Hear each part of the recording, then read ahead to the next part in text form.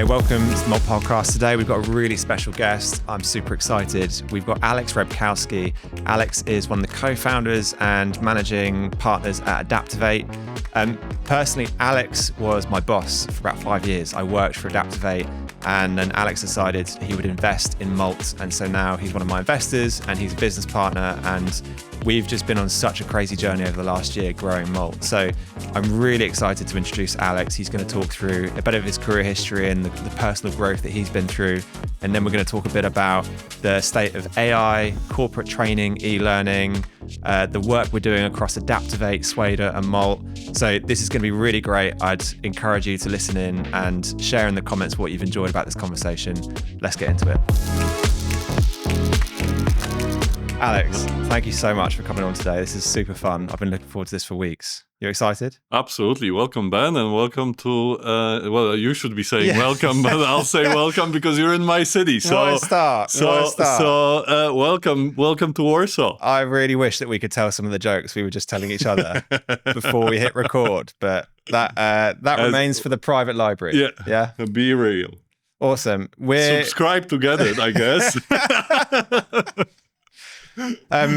We're going to cover quite a lot of interesting stuff, but I would like to start with a bit of your story. And the reason is we started this podcast because we really care about growth. We help big organizations to train people so that everyone becomes a bit better than they were the day before.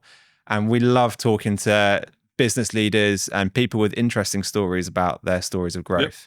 So we will cover ADAPTOVATE. We will cover all the stuff you're invested in and all the cool work we're doing with AI. But let's go back to the first couple of years of Alex Rebkowski's career. Where were you? What were you doing? What were you working on? Oh, wow. I'm going to start even earlier, I guess. So before getting, so I think, and why so my career has changed quite, or a couple of times quite significantly. And I think it started quite young because as a kid, as a 6-year-old, I think I wanted to be a garbage man. So that was the first thing I wanted to do, right? So, and that was my dream. But then kind of went through as I started studying, etc. Wanted to become a professional skier. Then decided not to do it.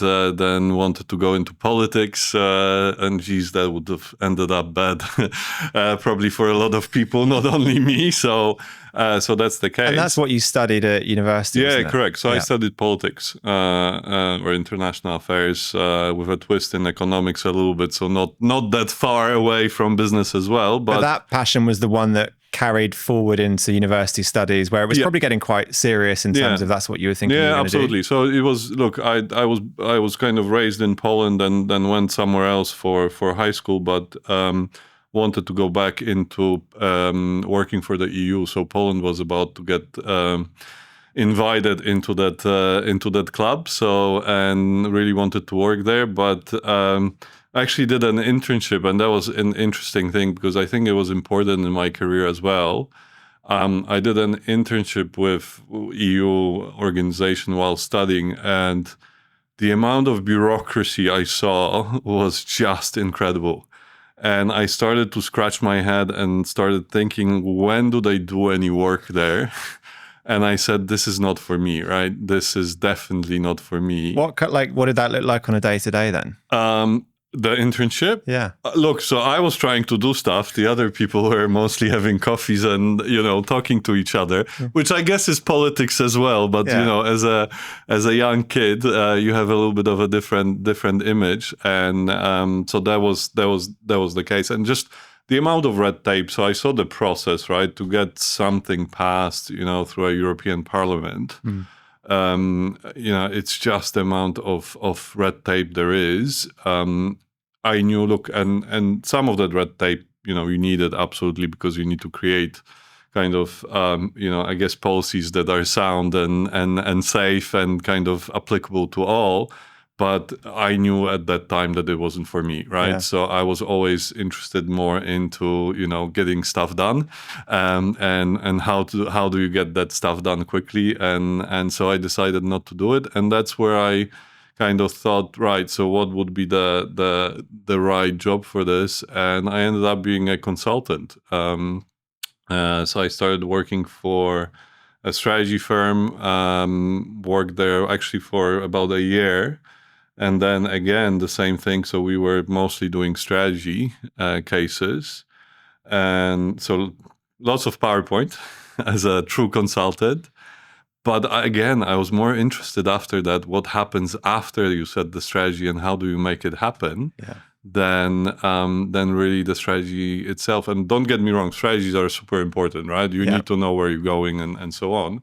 But for me, it was always more interested into what happens next. Yeah. So what would your bosses have said in either in that EU internship or in your first year at the consulting place? Your boss, what would they have said about Alex Rebkowski at that tender age? Look, I think that they did say it. So my boss at BCG pretty much said, "I'm not sure this job is for you. I think you should go and do implementation." So they did say that, right? So and I ended up doing implementation. So that was the case. And in layman's terms, what does implementation mean? So it's really how do you take the strategy and how do you make it happen, right? So how do you in a large organization, because after the strategy job, I went and worked for ING, which was a massive organization, 30,000 people, 40,000 people, and how do you go from something very abstract and that says where is it that you need to be in 2 to 5 years to actually making it happen and telling how do you make the 30,000 people think in this way and actually go towards a common goal. And that was and change very often also change how they work. So that's one of those tough conversations you had early on. They're saying, we don't think strategy's for you, you should go and work somewhere else. Do you remember any really kind of pivotal conversations for you in your early years? I think so. So there was a couple. So I think I really appreciate. So at ING, I ended up working for one person really for a very long time, for 6 or 7 years. I had one boss, which I still probably I shouldn't be saying this, but throughout my career, that was probably the only boss that I looked up to and really kind of respected in this sense. But I remember I had a couple of those conversations with him. And what was great, so he's Dutch. And Dutch are very direct, right? And so I can tell you those conversations were pretty direct. And I remembered, so one of those conversations kind of, which I think was very important was, I ended up acting quite childish about so I was working with someone else and I had a chat with my boss and I think we ended up saying that maybe I'll take over the job. He started talking about it of someone else's, and I was childish enough to kind of try and I guess play up a little bit with that person and to get that job, and that ended up being back in my boss's office, and he's telling me that if I do this again, I'm not going to have a job anymore, right? And that was a great conversation because it actually kind of, I did something, I did something childish, and that, I didn't think, I thought I'm the big guy playing up, and ended up learning a little bit about the real world, which was absolutely great. And I respect that. I love the Dutch directness in those conversations and so on, because you always know where you stand. Sometimes they're not comfortable, but I do like that. And now I'm giving away the game a little bit, but you now run a consulting firm with offices all over the world, and there are the best part of a dozen different cultures that you have to work across. How do you find those early experiences have shaped how you manage people today in such different geographies and different cultures with different cultural norms, maybe not all as blunt as the Dutch? Yeah, look, I think it's interesting because I think what you need to do is you need to have a lot of patience, I think. And you need to, patience, I think is one. The second thing is actually trying to do a lot of test and learn and see what works, because you can't, we all come from a certain culture, right? We all come with our own baggage. and values and so on. And of course, you do want to align values in the business, but personal values, that's something very private. So testing and learning on what works and what doesn't work kind of enables you to do that very effectively. And again, I think, I work quite a lot at ING with different countries. My favorite stories around that is, again, how different countries report on projects, right? So this was long time ago. So we used to have the RAG, so red, amber, green, kind of how the projects are doing. And I remember, when you talked with Germany, right? So the moment something small would go off, the plan, I don't know, there would be a day delay, they immediately would rise, it's amber or red and we need to scramble and fix it. And then you would talk to Italians, the deadline for the project would be passed by 2-3 weeks, and they were saying, hey, do we need to change the status from green to amber maybe, right? Which is completely, and this was real. This is not joking. This was absolutely real. The case. So, and again, you need to test and learn to try to figure it out what works, how do you communicate with them? And then also, what are the motivations of those people in those culture to grow, right? And to come back, I think the one thing that I always is important in how I approach kind of working with people is to focus on their growth, because if they're growing, then the business is growing. Then I'm growing as well, because I get to learn from them, from the cool stuff that they're doing, and that's at the end of the day what it's all about. Yeah. Right. So let's go now. So you've done about 10 years at ING. Yeah, something plus like a few years before that. Yeah. Let's do the ADAPTOVATE story. Cool. Which one? Let's go to the start. The juicy bits that people haven't heard before. How did you first meet Doug, Paul? Yeah, where did that idea come from? This is a story as well. Jeez, Ben, you're digging into those stories. But I think, look, so how I met Doug. This is so again, this is a little bit of a story. So if you see at ADAPTOVATE, kind of, we have 3 key things that are important for us, and kind of people will laugh at me, but we have 3 legs that we stand on, right? The first leg is the strategy consulting heritage, right? Which is all about focus on value and focus on delivering value to our customers, and kind of relentless focus on this. The second leg is, which I've mentioned already, is a little bit about the test and learn. So how do you quickly adapt and innovate based on kind of small trials and getting there?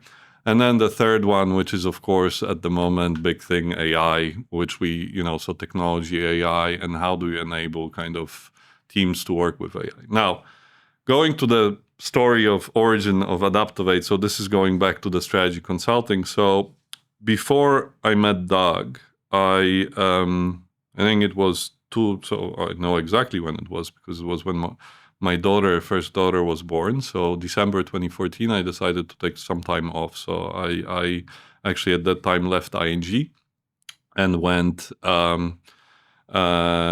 for a sabbatical so not sabbatical, but kind of a gap year. Let's call it a gap year. A mature gap year. A mature gap year.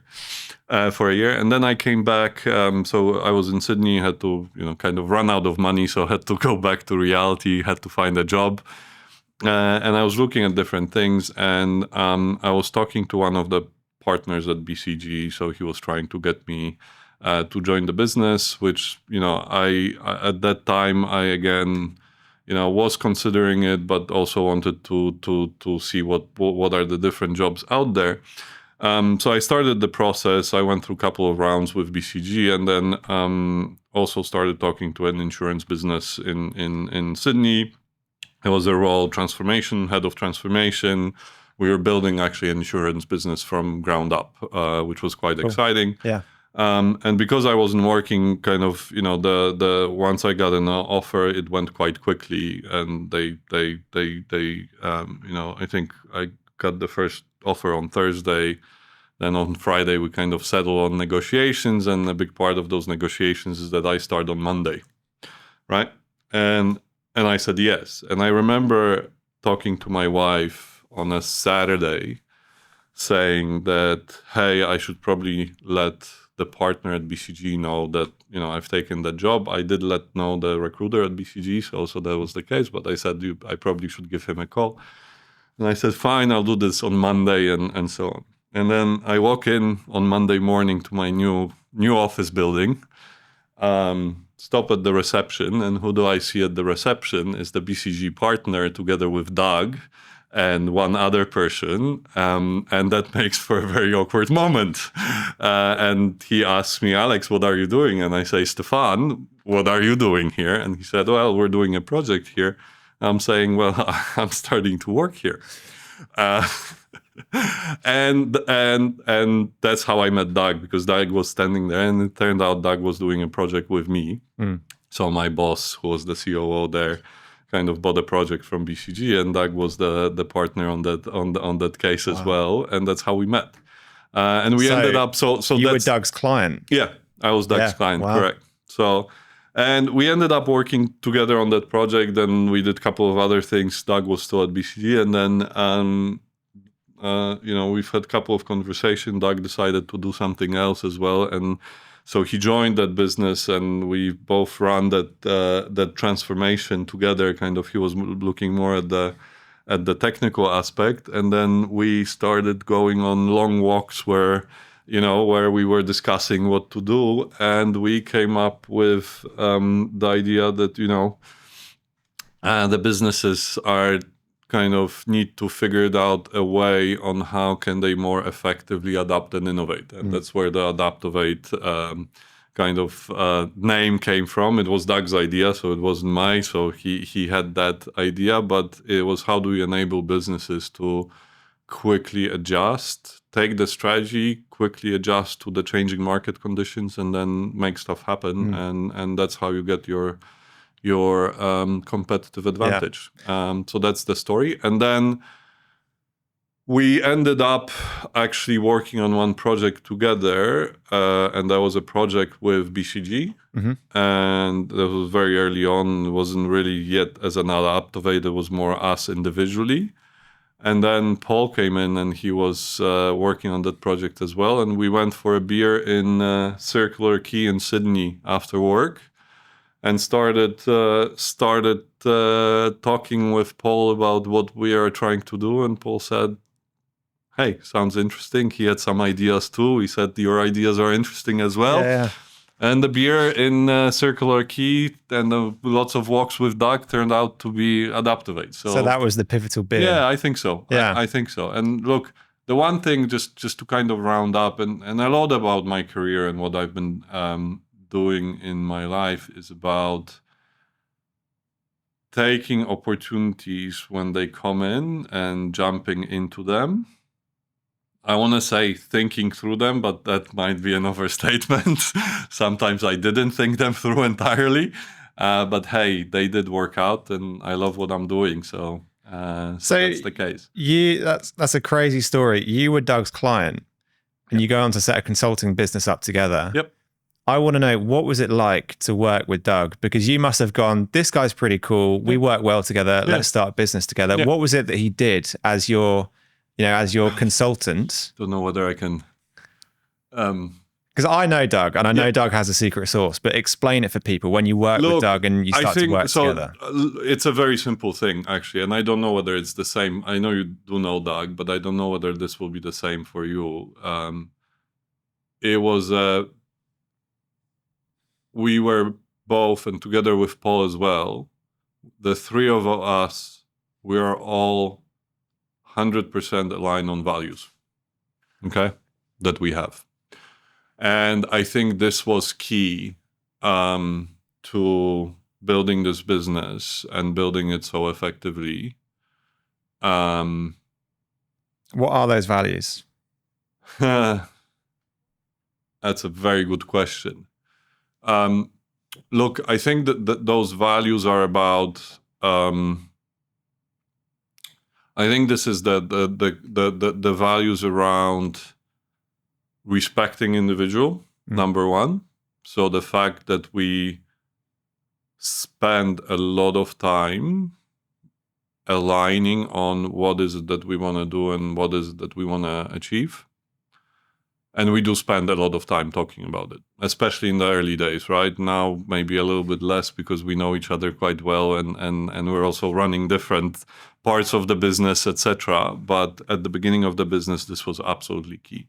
And I say respecting the individual, I put alignment there because when you align, you do need to respect what the other person says. And what also is important there is what the respecting individual for us means is that you also, when you don't agree with something, you need to give another view on it, on how to solve it. So it's not saying I don't agree and, go away, right? It is, I don't agree because of that, and this is what we should do. So it's always action driven. Yeah. So that's number one. I think number two is, and I think this is also important, is the value of not working with people that we dislike. And I won't say the other word kind of that we use that. So that's the case, but there is that policy. One of my dad's school friends, his partner at a big London law firm, and he came over for dinner once and he said, Ben, we have one rule when we hire lawyers, we don't hire dicks. Yeah, correct. So, and that's which also is maybe a more crude way of, Yeah, absolutely. So that's the case. And then look, and then the last one is really about, the fact that we were, that the value of trying to deliver best outcomes for our clients, right? And so this is, at the end of the day, this is what the third thing is kind of, which was very important. Yeah. And look, now, that doesn't mean that we don't agree, like we agree with each other on everything. Absolutely not. And, I can tell you plenty of examples when we fight and we don't agree, but because we're always aligned on those values, we, in the office we can fight, but then there's no problem of going to a pub and having a beer and talking, about family, friends, etc., or anything else. Because at the end of the day, I also consider Doug and Paul a friend. So, and I'm sure it's the other way around as well. So you go home and you chat to Anna, your wife. You've got a young family, a very good, stable career, employed. And you say, stable career. or relatively. But before the ADAPTOVATE thing, and you say, hey, I'm going to leave all that to start this new business. What did that conversation go like? So it went quite well. So it was actually, and look, Anna, my wife, is amazing, and it's probably one of the few people that I think are much more smart, that are more smart than I am, smarter than I am, a lot smarter than I am. We can clip that and we can send it to her. Yeah, probably. She knows that, and and she's been absolutely great and absolutely supportive of it, and it was actually her. So, look, one of the reasons I left the kind of, I made the switch to ADAPTOVATE and doing something on my own was because there was a mismatch in values between me and people I was working with, and the fact that I told you about my boss from ING, I really since him I really didn't have anyone that I really looked up to and kind of, I would say, yes, I'm aligned with you on values, I'm aligned, I look up to them, I want to grow and with you and learn from you, etc. And that was also a big input into deciding to go and doing something on my own. I think it came from a lot of the internal motivation. And I was, saying this, I was miserable in that job when I was there, right? And Anna said, you can't continue like this. Just go and you need to quit. And I did quit and started kind of doing this with Doug and Paul. So that's how it came about. What did you feel when you quit the corporate job to start ADAPTOVATE? Well, first of all, so the first feeling was the relief of not have to be dealing with people that I don't necessarily respect because of the misalignment with values, right? But look, it was super exciting. It was super exciting. It was scary. And probably, Anna had a very nice kind of corporate job as well. So we, as a family, we could kind of afford it from that perspective. And that's important as well, right? Because you always want to make sure that your family is taken care of. So so I didn't have necessarily, I had the great opportunity of having someone who can provide in the meantime. But look, it was super exciting, right? So I think this was it was exciting about building, something new and seeing whether we can do it on our own. We shoestrapped it, so we kind of funded ourselves, which was also quite exciting. But that meant, I remember the first time we hired, so we kind of won a project, and we had to hire 7 people. And the biggest thrill I had was going to the Apple store and buying 7 laptops at once, right? And paying for it, and you felt like, like you made it, like a because baller. Correct, because you bought seven Stacked them laptops up on the table. Yeah, correct, and I brought them home, and I was literally sitting on the weekend. How scared were you traveling home with 7 MacBooks in the bag? Correct. And then I was literally sitting at the dinner table and setting them up on a Saturday evening. I don't think it was even Sunday evening. It was Saturday evening, and setting them up for Monday, because we kind of were kicking off ADAPTOVATE, right?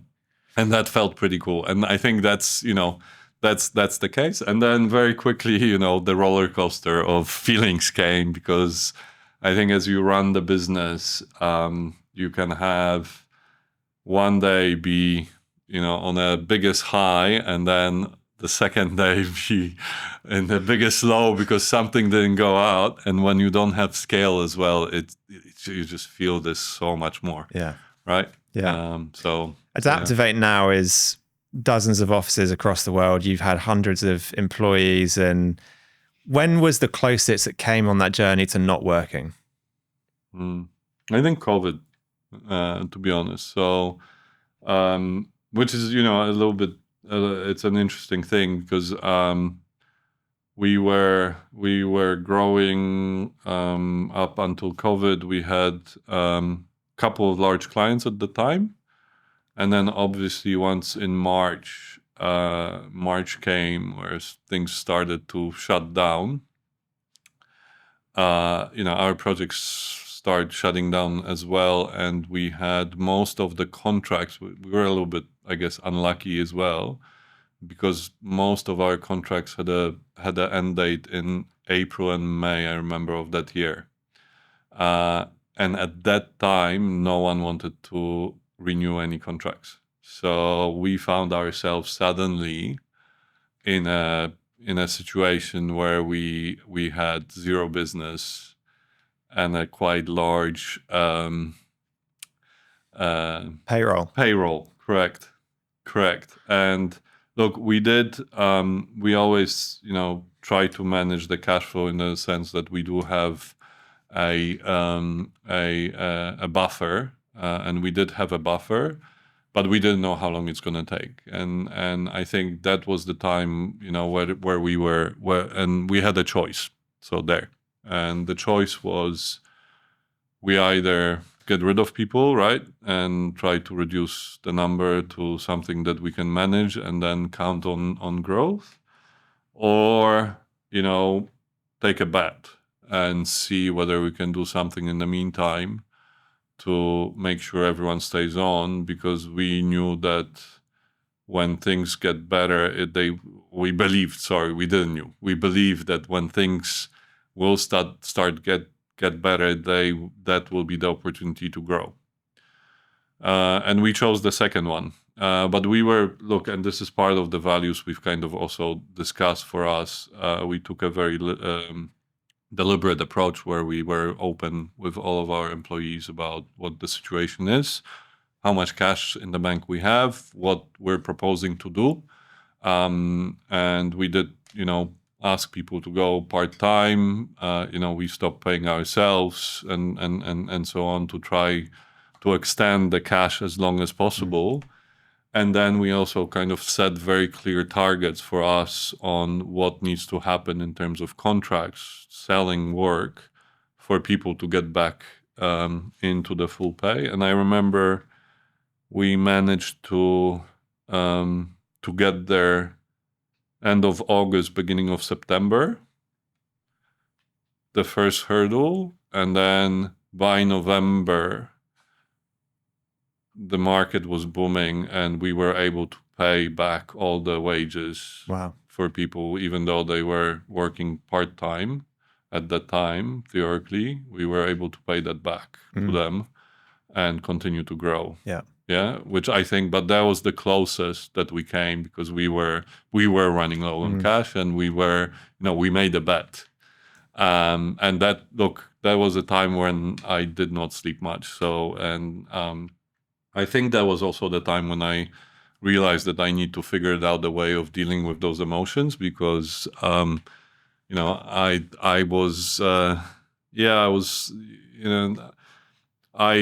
feel very often quite responsible for my decisions and my actions, and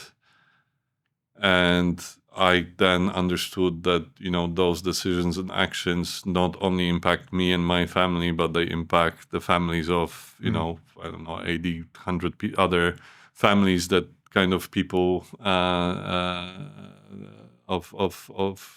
we were employing. And that was tough. That was really tough. That was kind of, it did feel like the world is on my shoulders, which I know, other people would say, you had it easy. I understand that, but at that time it felt like I did have the world on my shoulders. But, at the end of the day, it proved to be the right decision. And we actually came out a lot stronger out of COVID, because we didn't let go of anyone. So we could have quickly jump on the growth and on the projects that came out of that period. What did you do practically to deal with the emotions in that time?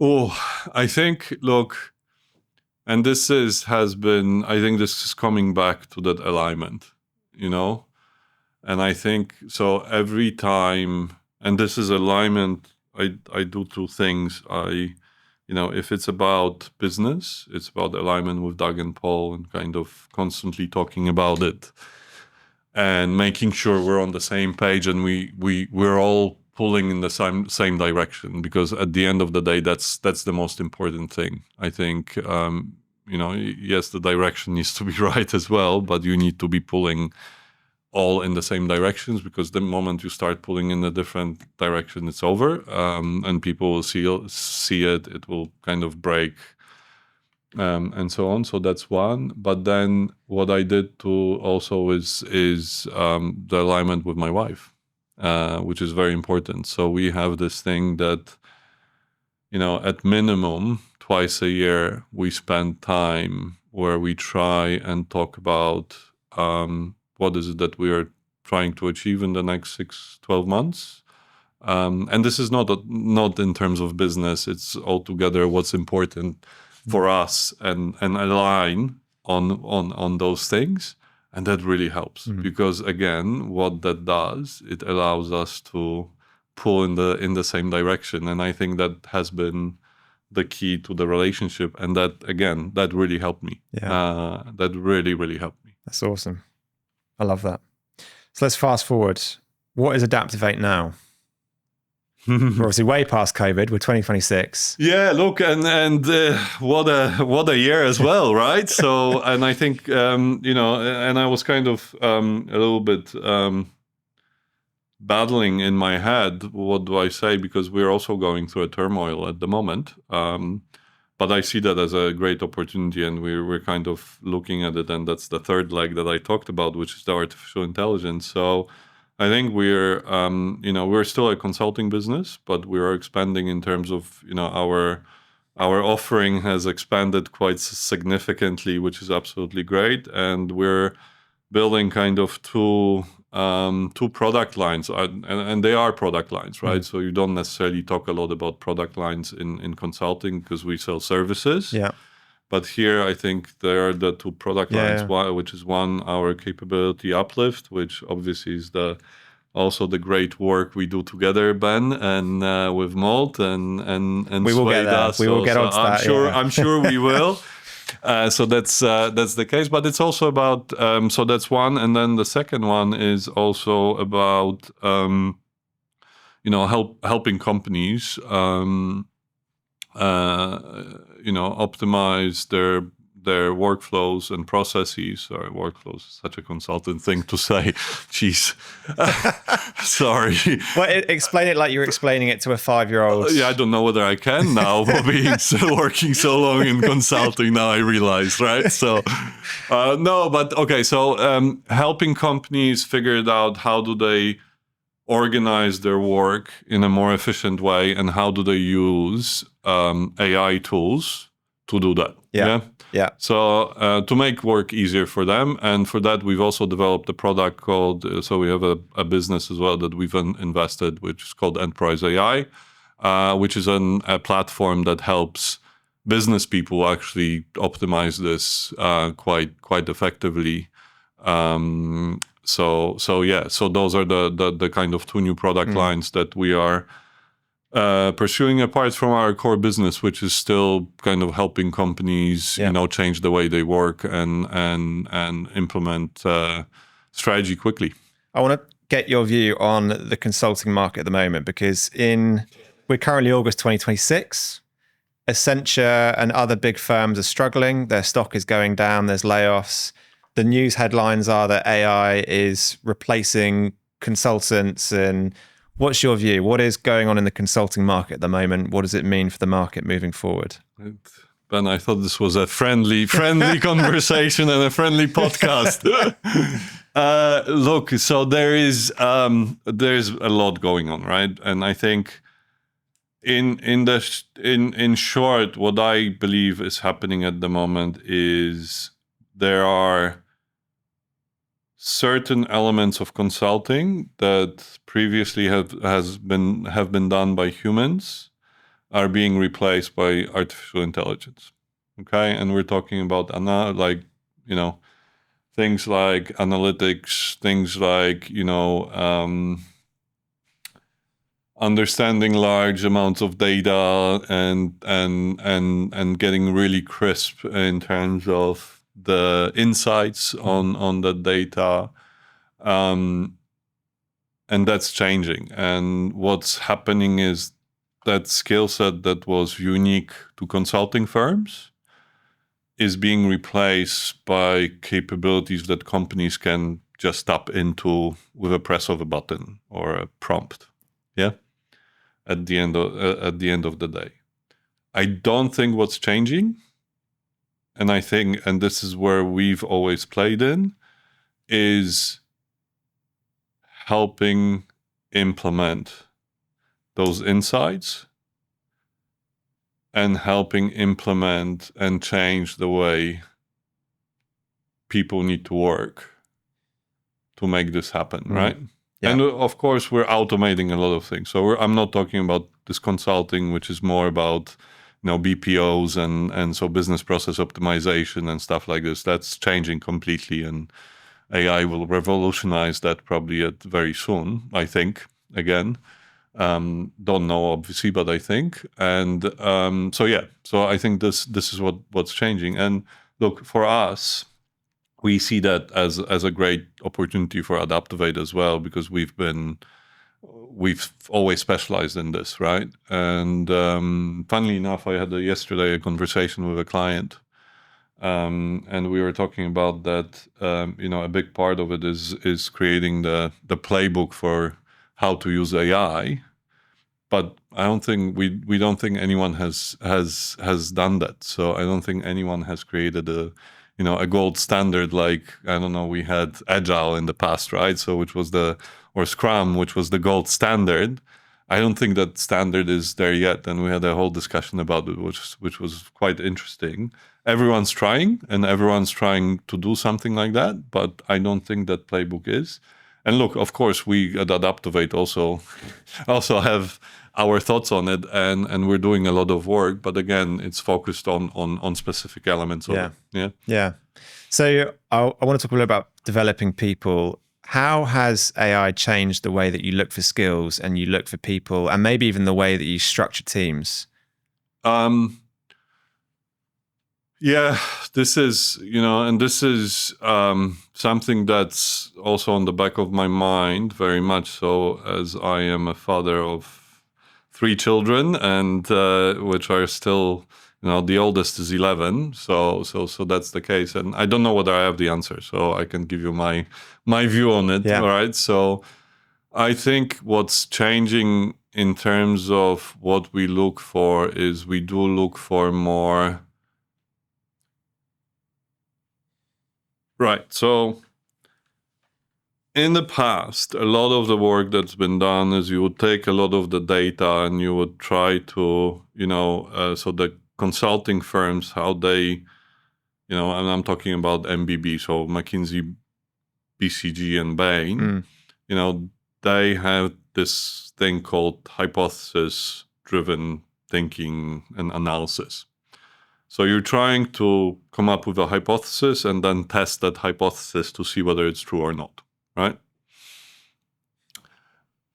And I think you've had to, in order to do that, you needed a lot of manpower to do this. At the moment, you actually have AI to do this for you. Now, what's great about it is that for a consulting firm, you are able to come up with a lot more hypothesis and a lot more quickly test it and move on to the implementation of it and so on. Yeah. And that's absolutely great. Now, take the lens of people entering the marketplace in those jobs, that when you started in consulting, that's what you used to do. That's being automated. So there is, and this was the path to grow, right? So you would do this first because you need to understand how it works to be able to do it kind of on the higher level. Now it's getting automated. So there, I don't know whether those jobs will still exist, which creates a problem, is how do you build those capabilities? Yeah. But you still hire entry-level consultants, you still hire graduates and associates. Yes, but So what are you expecting them to do and no, now? right? So what I'm expecting is that the makeup of the teams will change, right? So for the next 2-3 years, what I'm expecting is that we will be hiring a lot less people in those junior roles, okay? Because what we will be hiring is people that are experienced, because they are available in the market, and we're gonna take that as an opportunity to get them on. But that already learned that. Now,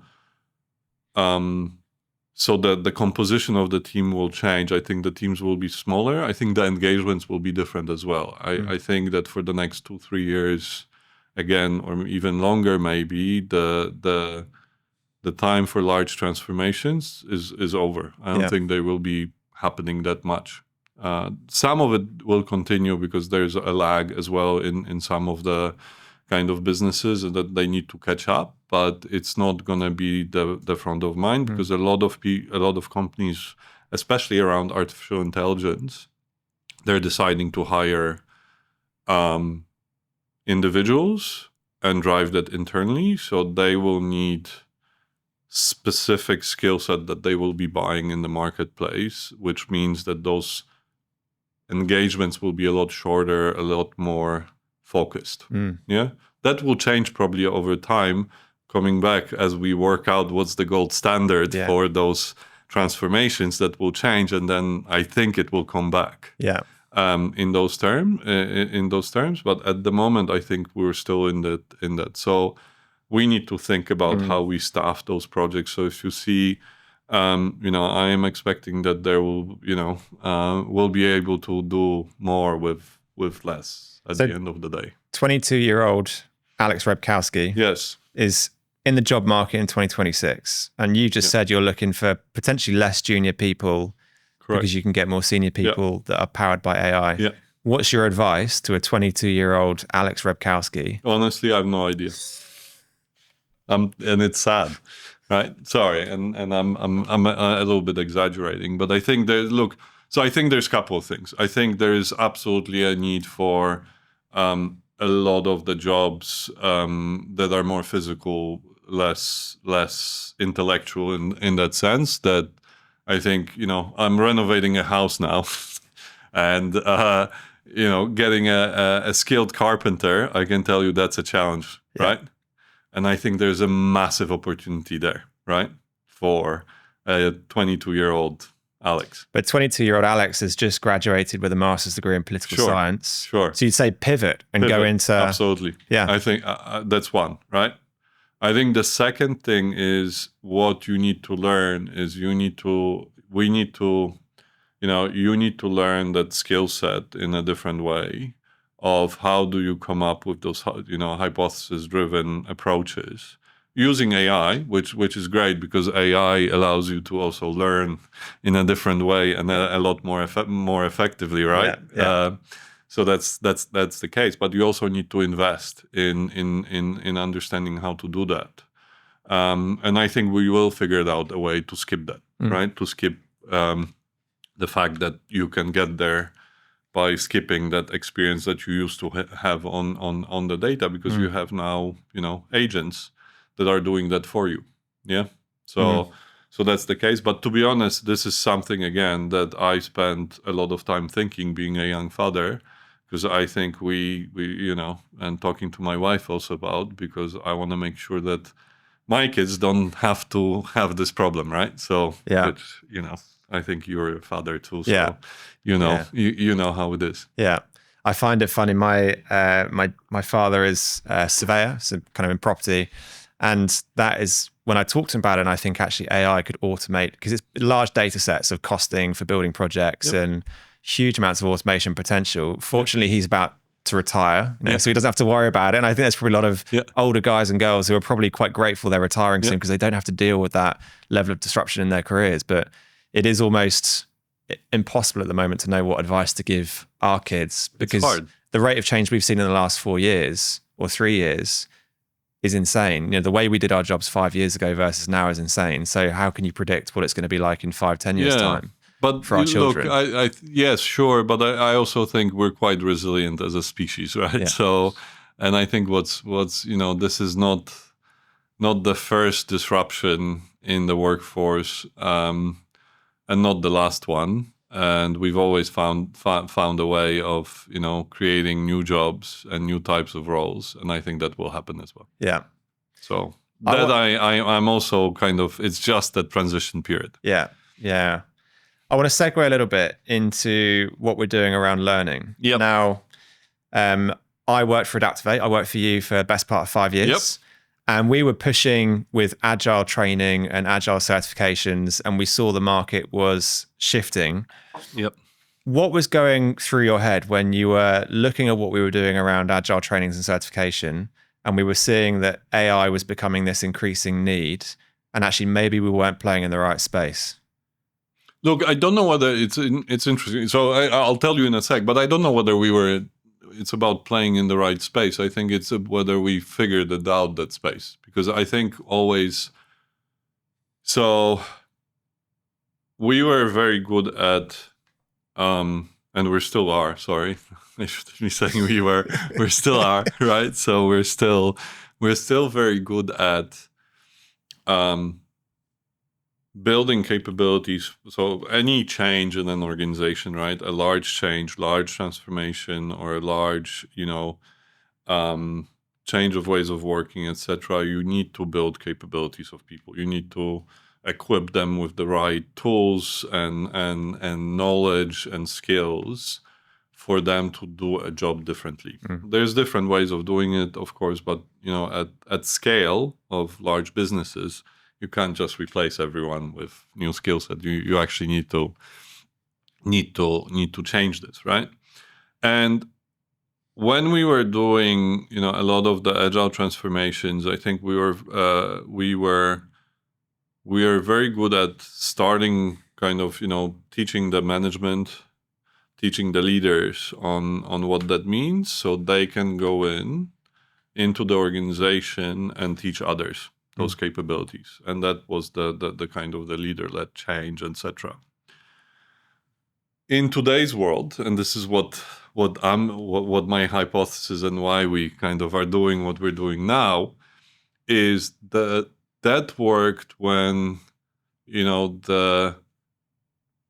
the cadence of the change lasted for about 2, 3, 5 years, right?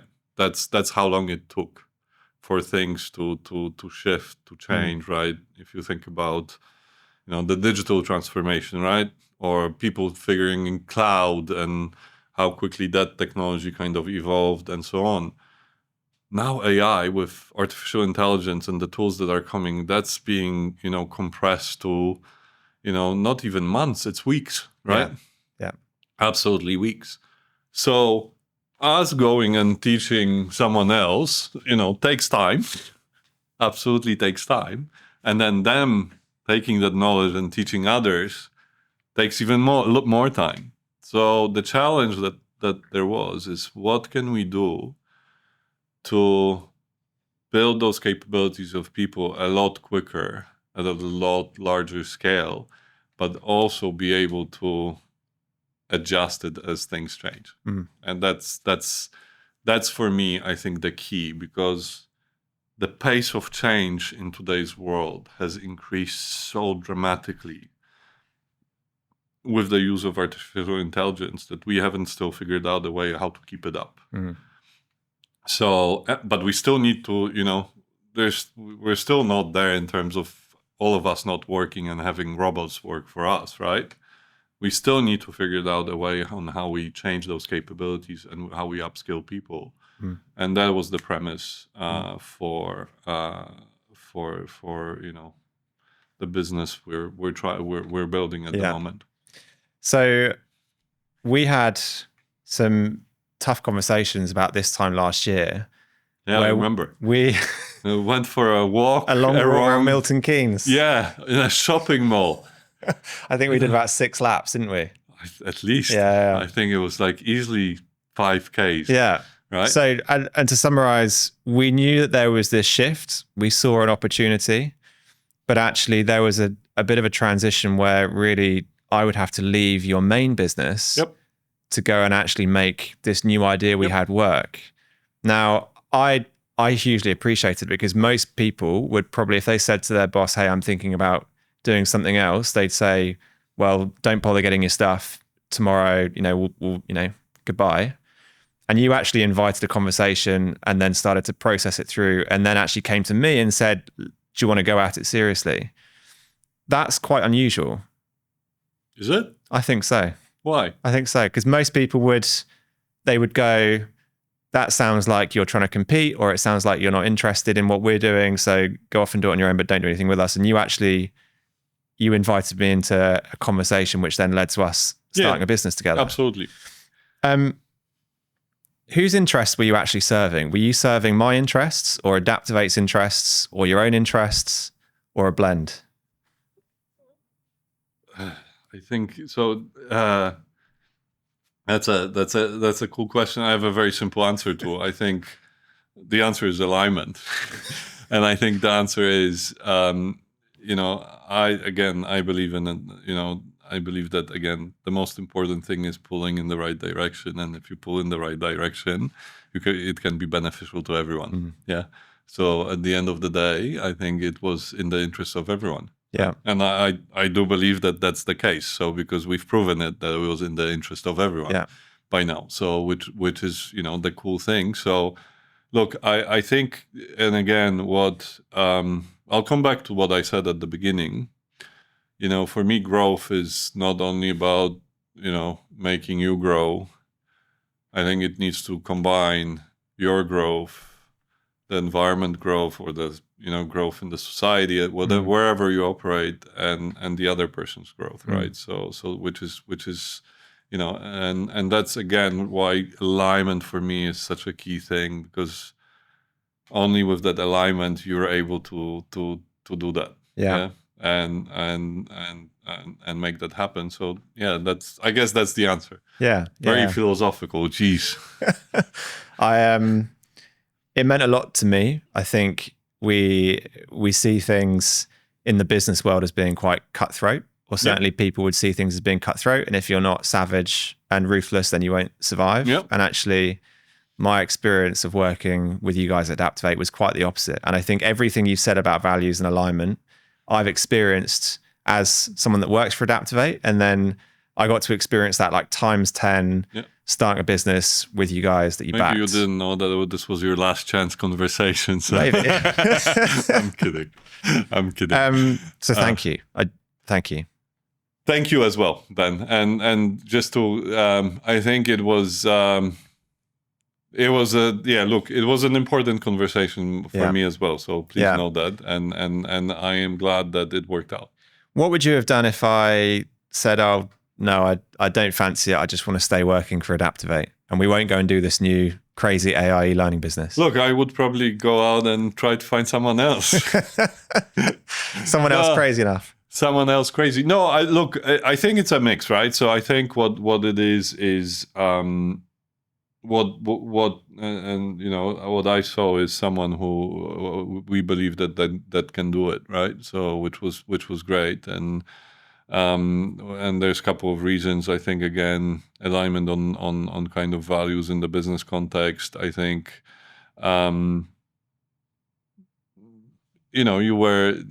you had great ideas and so on. So we said let's do it, right?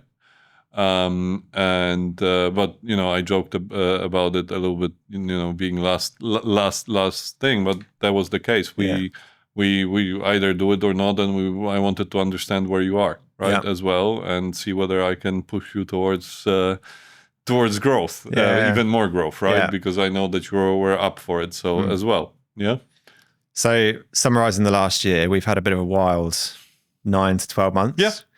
We set up MOLT, and we started working with clients almost immediately to help them deliver e-learning at scale. And we plowed a lot of our consulting experience and heritage into building AI models that could design and deliver e-learning really quickly. And we started becoming experts in AI avatar technology so that we could go into a client, we could have their people, their faces, their branding, their tools, their language, their accents, and we could do it like rapidly and really at a fraction of the cost as well compared to traditional e-learning. So that's been MOLT for the last year, and we're growing, which is super fun. You've also invested in a learning platform called Swader. So tell us a bit about Swader, and then I'm really interested to know why your investments and your efforts honing in on this concept of learning. Look, so let me just say but let me answer why honing on learning, and then I'll explain also why Swader, because I think that's the case, and I think it's a little bit we've talked already about it. For me, it's about answering the question: how do you build capability at scale in a changing environment? In our head, we started putting pieces together, right? And still for us, a big aspect of building that capabilities is people. You still need people to build those capabilities, right? So, and we had that covered kind of within ADAPTOVATE. We didn't have an e-learning capability. I mean, we could play around a little bit with it, but we didn't have anything that was there. But we started to experiment with AI video production for pitches, and actually that's where it a little bit came from, right? Saying, hey, if I can do it, something that looks half decent, that I used to pay, £50,000 to an agency for $100 worth of tokens or licenses or license fees. We had to do a few iterations with the hands. Yeah, back in the days, like 5 fingers and then merging into one. Yeah, sure. But that was it. But and you could learn. Then we said, look, that there is something in there, right? Yeah. And so then in order to build that capability, you also need something that's kind of engaging, a method of delivery that's engaging, and a platform that actually caters to how people learn today, right? Because that has changed, and I hate to say this, but I am from a much older generation where TikTok, YouTube. I am a YouTube generation. No, it's right. I'm not a TikTok generation. That shows you how old I am. But that's the case. And I think, unfortunately, when this is what I'm gonna be really old here and say, unfortunately, this is that doom scrolling is really bad for us. But what has happened is our attention spans have shortened quite dramatically. So in order to build learn effectively and learn capabilities, we were looking for a digital solution that is similar to how we have worked in the past with the clients in building capabilities, which is show them how to do something and then make them do it and show us and everyone else that they can do it. Okay? And Sweda, we came across Sweda actually through you, I think, right? Yeah. So Louis is your mate, and they had this great, and still have this great feature called Teachback, which is asking people to verbalize what they've learned and teach back what they've learned, and that really resonated well with us, right? It was a little bit of a moment where we understood that this has potential of combining all those elements into an offering that you're able to rapidly build capabilities in an ever-changing world. Mm-hmm. In a modern way that people want to digest content today, which is unfortunate. I keep saying that, but that's the reality. So we saw an opportunity here, and we jumped on it. Mm. And look, did we have in our mind that this is how it's going to end up, and all the pieces are there? And then no, of course not, right? Again, it was about knowing where we want to go, what the problem is that we're solving, and aligning on it, having conversation, walking around. And this is, I started to joke because I do this, I started doing this. I told you I started doing walking with my wife to kind of align on. So we literally go for walks to align on things. There's some science on that. Yeah, there? Absolutely. Walking with someone has become probably on that alignment my biggest tool in the sense of going on a walk, because you're walking in the same direction. Yeah. And it's a lot easier to align with someone when you walk in the same direction. And what that translates is, again, to the alignment that we are pulling all in the same direction, and we can work out great solutions to the problems that we have. I also find that when you do that thing of, you're walking with someone, it feels a bit more like you're shoulder to shoulder. Absolutely. Rather than it's me versus you and this is a debate. We're shoulder to shoulder. The problem's in front of us and we're walking to find it together. Yeah. It's very strange when you explain it, but then once you've done it with someone, absolutely. You're like, oh, this works. I do that. So look, if I have a chance to, that's how ADAPTOVATE started, right? Me walking around Sydney with Doug, right? That's serious. It's been the pattern, right? And it's became one of the most important tools. Yeah. You said something earlier about kind of decision making and like making decisions quite quickly with your gut versus thinking about them? I'm trying to remember exactly what you had, but taking opportunities when they present themselves. Yeah. And I'm interested to know your thoughts on how you make decisions, like the thinking versus feeling. You know, when you're making those decisions, you're deciding whether or not to invest in a business or to go after a new business area. How much do you balance the thinking versus the feeling in that decision-making process? So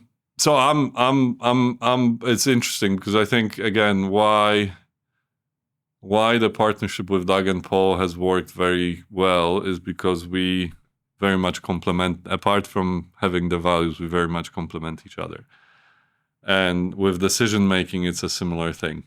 So I think Doug is very analytical, Paul somewhere in the middle, and I'm more on the feeling side. And now, having said that, that doesn't mean, so what I guess I'm mature enough now that what I try to do is de-risk. So when I make the decisions, and obviously I also take analytical aspects into account, it's not the case. But I am more driven by, how I feel, but then again, going back to the hypothesis, so coming up with a hypothesis and testing it. And that's how I de-risk it. So for me, it's all about test and learn. Yeah.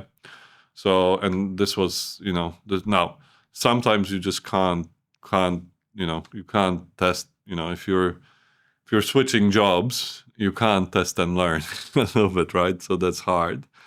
And I was lucky enough that those decisions I made really kind of paid off, and I was better off. So, luck is there, I guess, a little bit as well. But I would say I'm more on the feeling side. Yeah, cool. I like that. Yeah. Going back to the learning stuff. Yes. So 2025, you announced the partnership with Swader. We also launched MOLT. Yep. This time last year, roughly summer last year, you launched Capability Uplift as its own global vertical. Yep. That can't be three separate hunches. It has to be a strategy. So how does that play into the ADAPTOVATE strategy? Yeah, so as I think as I said, we are in the business of changing the mindsets, changing the ways people work, and obviously there's a business outcome because that's also important at the end of the day, and that is the strategy on how to build capabilities because this is big part of the business we do. Yeah, and I think.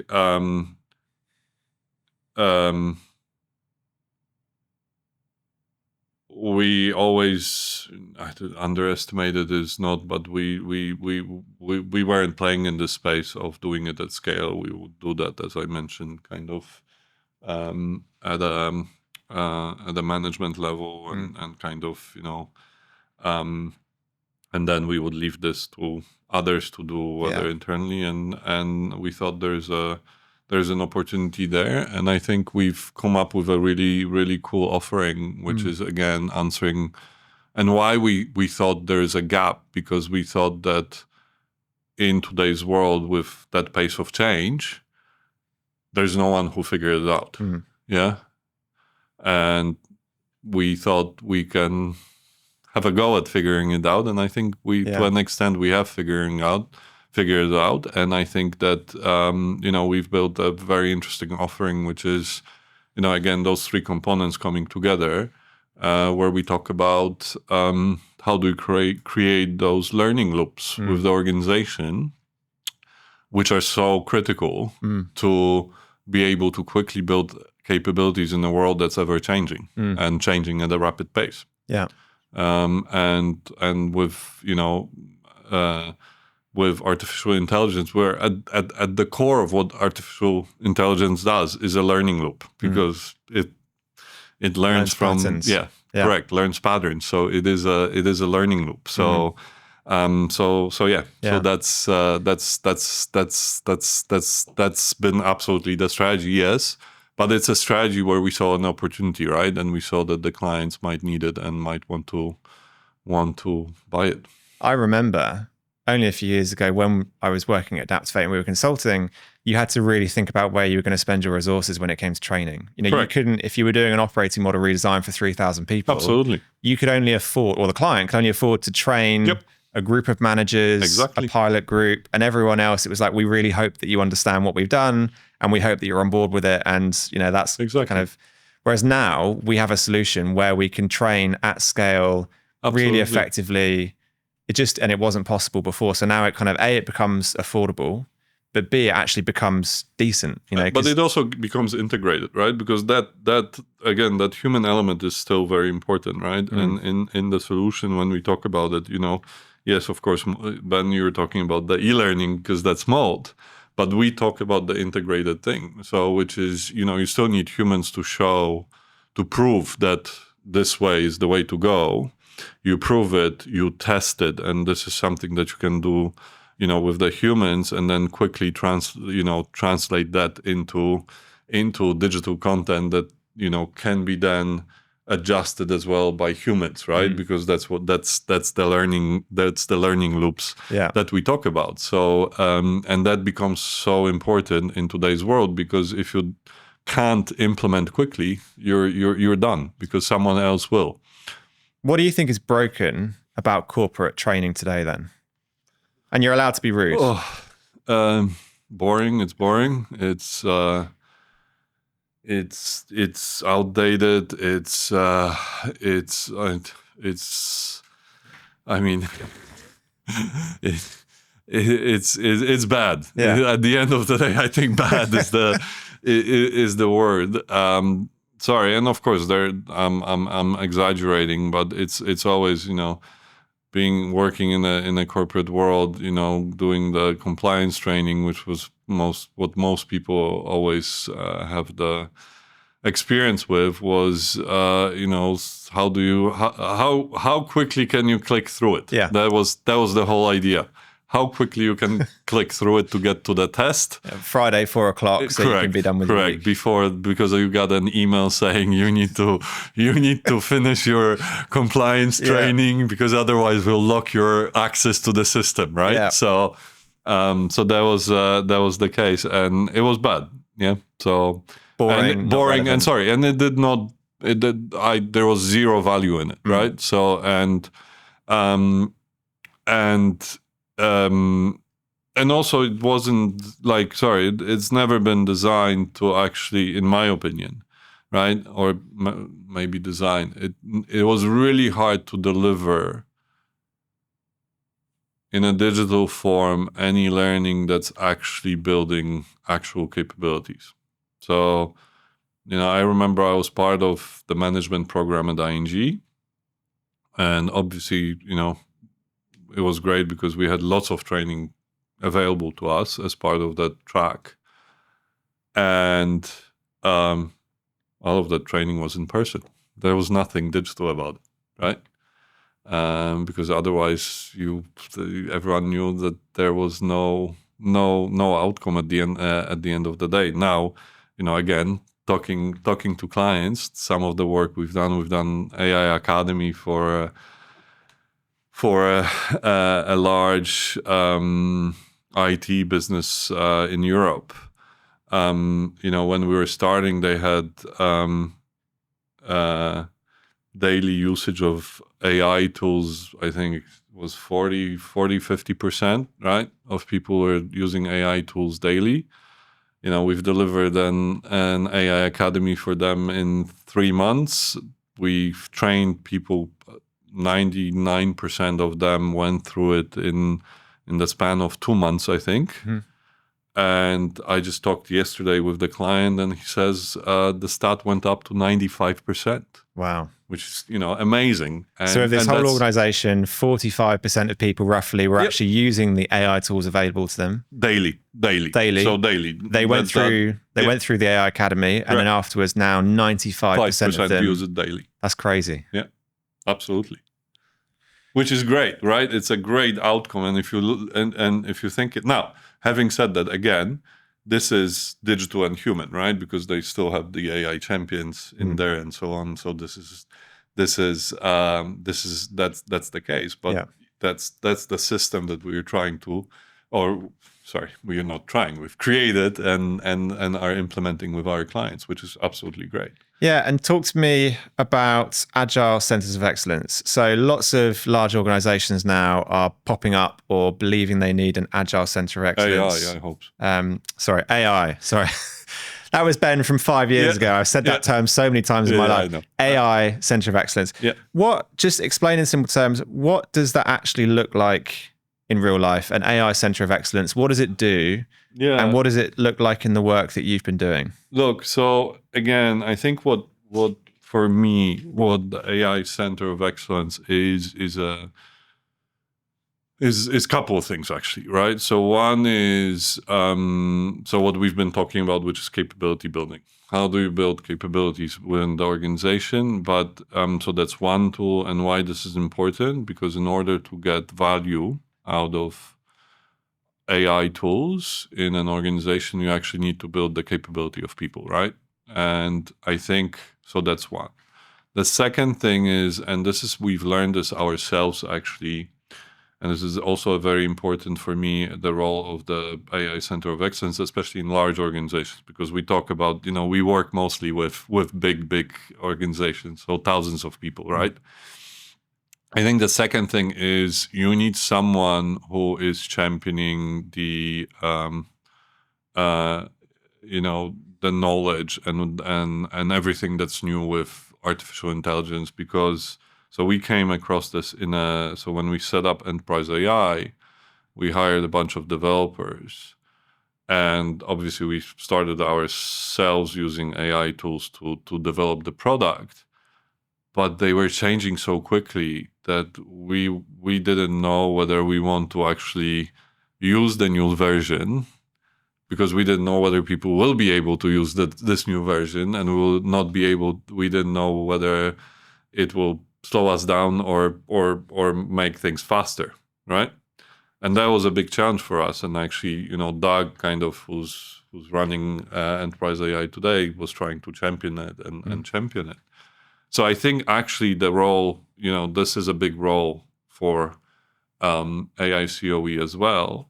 And then finally, I think the third thing, which is important, which I think is the most important, it should be the place where you actually have people who initiate the use cases that create the most value, right? Because the biggest challenge in today's world is whether the investment in AI actually brings the benefits that we were all hoping for. Yeah.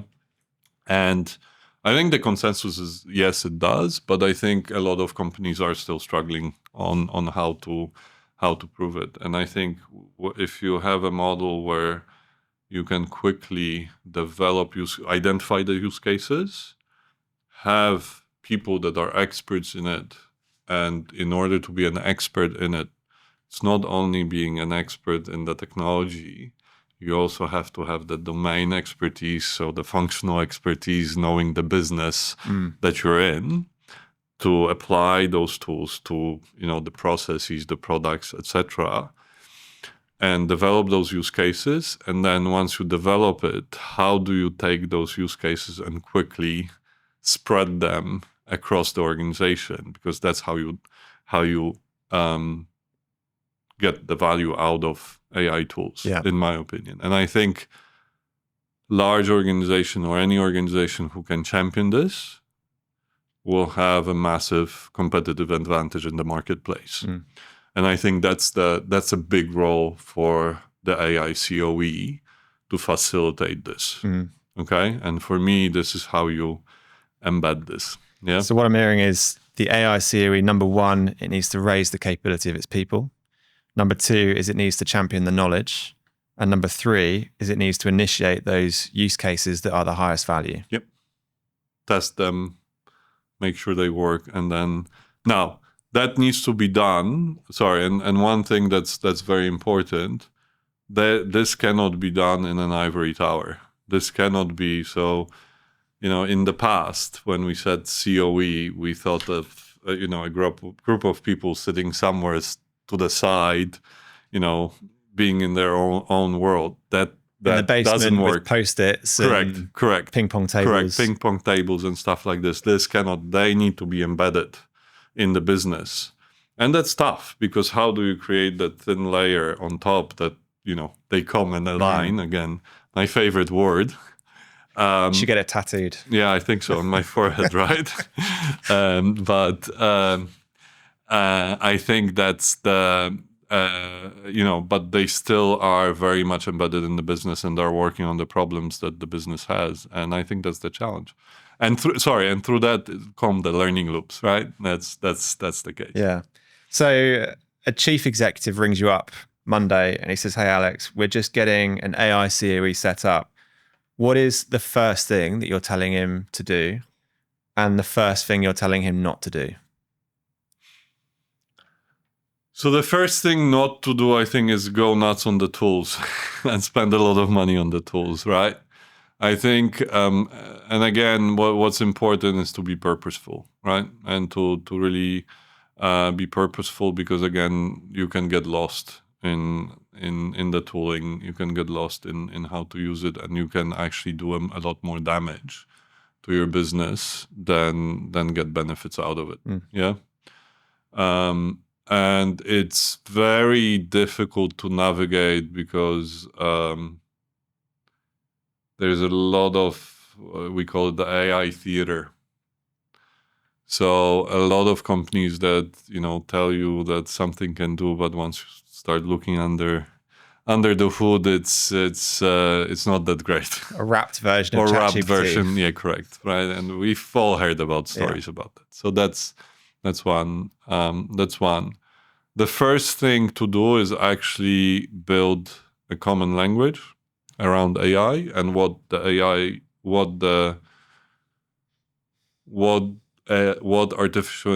role artificial intelligence will have in your business. And for that, you need to do a little bit of that strategy and thinking as well, which some companies choose to do before they set up a COE. Some companies choose to do it after you set up a COE. That's fine, but you need to do it and define that role, and then build that common language. So build that layer of understanding of what the role is, what you can do with AI tools, what you cannot do with AI tools, what are the guide rails, what to do when things go wrong as well, because things do go wrong with AI, which we very often laugh at, but it's for businesses, that might be a serious thing. So yeah, awesome. So that would be my recommendation. That's great. So don't blow the cash on tools, but do spend time working on the common language. Yep. Yeah. And the basic capability and the guide rails and so on. Yeah. Very cool. Alex, what are you working on at the moment that you're not ready to talk about?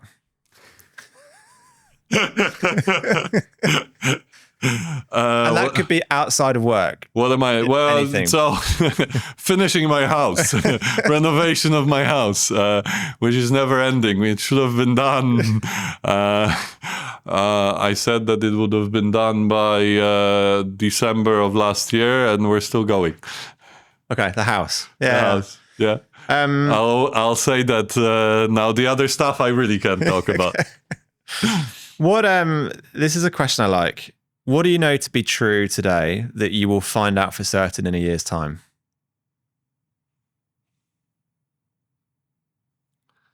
Man, those tough questions, huh? What do I know today? What do you know today to be true that you're going to find out for certain in a year's time? I think what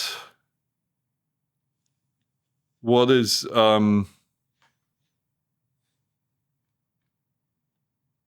sorry, and I'm trying to think, because this is a very interesting question. But I think, look, for me, it's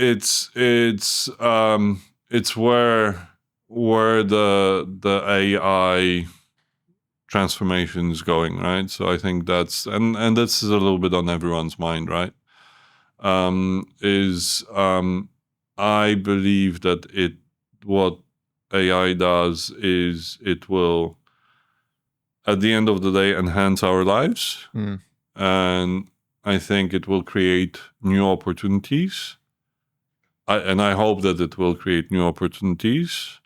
But I think we need to all work on the common goal of how to do that, and we need to figure it out how to do it, because it can go off in the wrong direction. So, and again, it's gonna be a boring podcast because I'm gonna say the same word, which is alignment, right?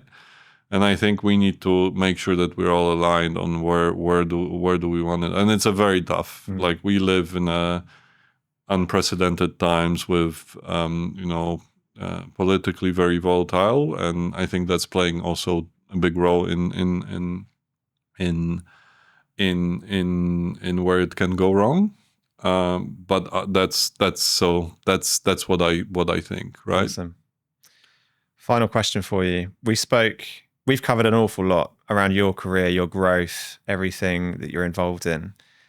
I want to go back to 22-year-old Alex Rebkowski. If you watch this podcast... Why 22? I don't know. It's a great age. Why?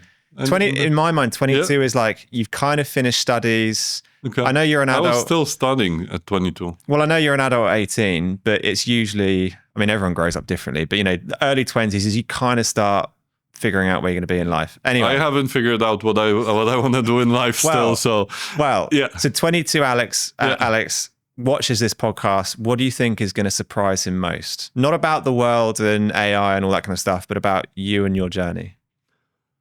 Look, I think what will surprise Alex is the fact that I've taken the chances I did and kind of really had a go at them.